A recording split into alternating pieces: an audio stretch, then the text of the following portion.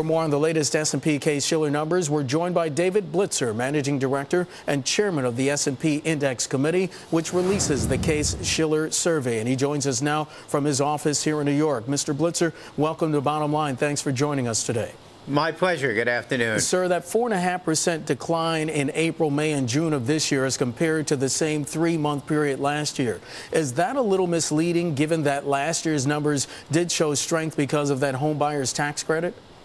Yes, I think it is. The homebuyers tax credit program twisted an awful lot of statistics around, and I think it is a bit misleading.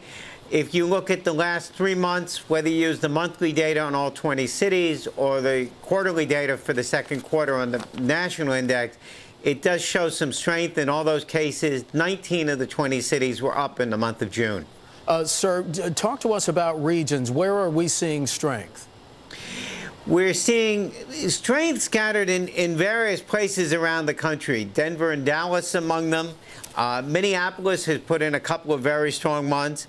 California, which had been very weak in the depths of the bust, has clearly recovered. So we have some pockets of strength. Unfortunately, we also have the same traditional spots of weakness we've had literally for years. The Sun Belt on the West Coast, Phoenix and Las Vegas. On the East Coast, Miami and Tampa. Those four cities have been weak consistently. All four of those cities made new lows since the first of this year. Sir, housing is still the drag on the economy. Home sales on pace this year to be the worst in 14 years. Your colleague, Carl Case, told my colleagues Tom Keene and Ken Pruitt that most housing indicators, in his words, quoting here, look like a heart monitor when somebody dies. Is this more about the employment picture, or is it consumers' fears to purchase a home because they believe the U.S. economy is close to another recession, which would then mean that their home might end up being worth less than they paid for it? I think it's a combination. In a sense, fears of the economy are reflected in the unemployment rate and vice versa. So clearly consumers have a lot of doubts about the housing market. They have a lot of concerns about whether it's a reasonable time to buy a house. They've seen prices slide for 3-4 years in many cases, so it's hard to convince them that they're even close to the bottom in prices. On top of that, while interest rates are clearly very, very low and mortgage rates look low, the banks, which would give just about anybody a loan for just about anything 5 or 6 years ago and then tightened up, have only eased off a little bit. The amount they'll lend on a house is a lot less than it was a few years ago. Because the value of the house is down, the dollars that they'll lend have gone down, even if they kept the rules the same and not tightened them up. And all of that makes it very difficult to get the process started.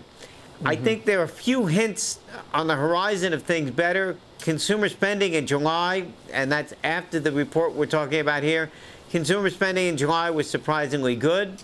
That's a strong plus. As we look across the 20 cities, we see a handful that actually bottomed back in 2009 and have not retouched their lows and have put on some reasonable gains after that. And that's also a strong plus. Dr. Blitzer, foreclosures, they have been delayed because of that government investigation into mortgage lending practices. Once those foreclosures resume, how much further will home prices fall? That's very difficult to say, and it very much depends on particular locations. In many ways, housing is going back to traditional issues where location mattered a whole lot. In a community with a lot of foreclosures and a lot of pending foreclosures, they put a general damper on the market. They really depress the market. They depress people in the market, and they'll push prices down. In communities with relatively few foreclosures, the impact is a whole lot less. On top of that, states that require foreclosure procedures to go through the court system take much, much longer.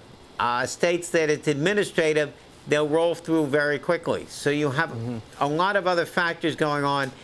Nationally, overall, it's going to take a long time to get through the foreclosure backlog. Dr. Blitzer, we have about a minute left. 2 weeks ago, during his bus tour of the Midwest, President Obama said it would take at least a year for housing prices and sales to start rising. Is that wishful thinking, given the unemployment picture and the consumer confidence numbers that we were just talking about? I think I'd put it slightly differently. It's going to take a year before we know whether we've seen the bottom or not. If this time next year you're looking at 3 months as good as the last 3 months, I think things will be much better. If this time next year it doesn't look any better than the last 12 months, we're going to have to be talking about another year. So unfortunately, we're going to need at least a year before we can even see what's happening clearly. I think the president is optimistic, though I hope he's right in this case. Dr. David Blitzer, Managing Director and Chairman of the S&P Index Committee, which releases the Case-Shiller survey. Dr. Blitzer, thanks for your time today. We appreciate it. Thank you. Have a good afternoon. You too, sir.